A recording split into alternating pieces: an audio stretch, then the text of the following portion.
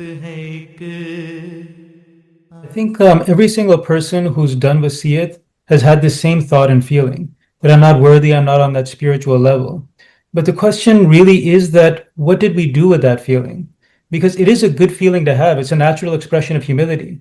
But if that feeling makes a person do more goodness, then that means that feeling is coming from the angels of Allah. It's coming from a good source and it's having a good effect on us. But if that same feeling is holding someone else back from doing good, it's keeping them away from doing something that's a higher level of goodness, then we have to evaluate where it's taking us. So, this question of am I at that standard yet or not, if nobody thinks that they're at that standard. So we have to get some external opinion on this. So Huzur has said he wants 50% of earning members in the Jamaat to do wasiyat. Based on that, the Secretary of Wasaya and the office holders, they see who are those people in our local Jamaat who are of that standard that Huzur has given, that they're among those 50% of earning members who are at a good standard. And whenever they reach out to us individually, that's a show of good faith in us. They're telling us that we think that you're of that standard. Of course, you're not going to think you're of that standard, but we do believe in you. So that's something that can encourage us sometimes. So in my experience also, I remember that when Jamia opened, I didn't really have it in mind that I would go, but it was a local khadim who was older than me in the majlis who had told me that you should go.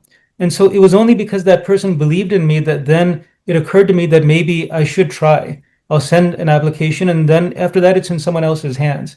So a lot of times if someone else believes in us, then that gives us the courage to do something good that we don't think that we're worthy of. So there, if our local office holders, our president or secretary of Wasaya or Zayman Sarullah or Qaid Khudam al-Ahmadiyya have reached out to us individually, then that is a show of good faith.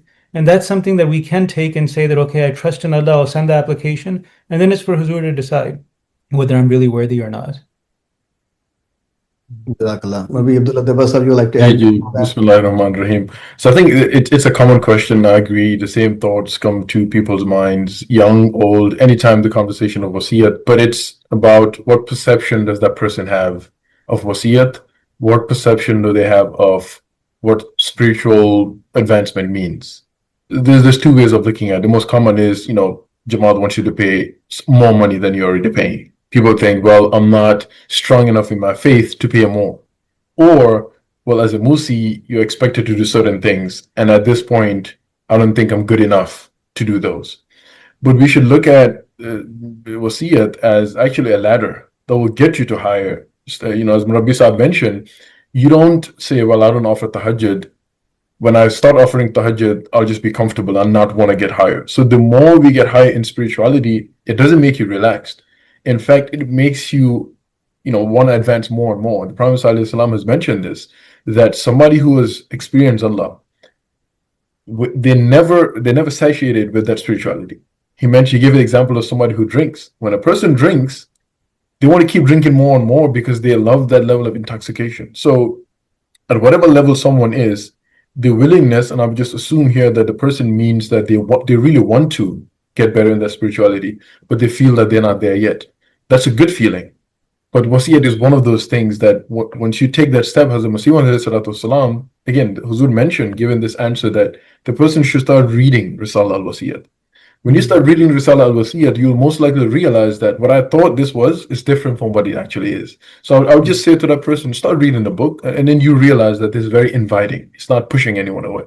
Yeah, and that person, they can also imagine that once I've gotten all those good habits that I'm thinking of, then at that point, will I think that now I'm worthy of wasiyat? Because if they have made an improvement in themselves, then that person that they're imagining is going to be more humble than they are right now. So nothing's going to change when it comes to what Huzur has given us as a standard, or what those local office holders are telling us, and our perception will just change. So, in that regard, that improvement that we think that we need to make before we become a Musi, that's not something that is like, you're mentioning is a standard that now a person reaches. They're going to say that, okay, now I'm worthy. Because then they're actually going to be in a different type of wrong. At least right now, they're humble. At that point, they're going to say, okay, I've gotten rid of these habits. Now I'm worthy of wasiyat. Now we're going to be worried that, okay, maybe this person isn't ready for wasiyat, if they actually think that now I'm worthy of it. Yeah. Yeah, no, the concept which is important to hone in is that wasiyat is not a destination. It is a ladder to get us to that destination. And it's that the spiritual journey is going to continue in this world and in the hereafter as well. And, it reminds me that Khalifa Rabi Rahimahullah Ta'ala in Zawqi Ibadat, in his Friday sermons, he was expanding on Iyaka na'budu wa Iyaka nasta'een.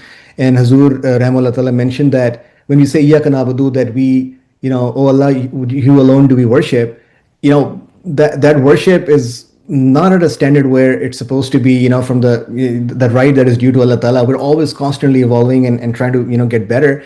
So that's why we say Iyaka nasta'een, that Allah Ta'ala, I'm trying, I want to be your abd, I want to be your servant, but I'm weak and I need your help, your hand to pull me in and make me become what I want to become, right? The abd, the servant.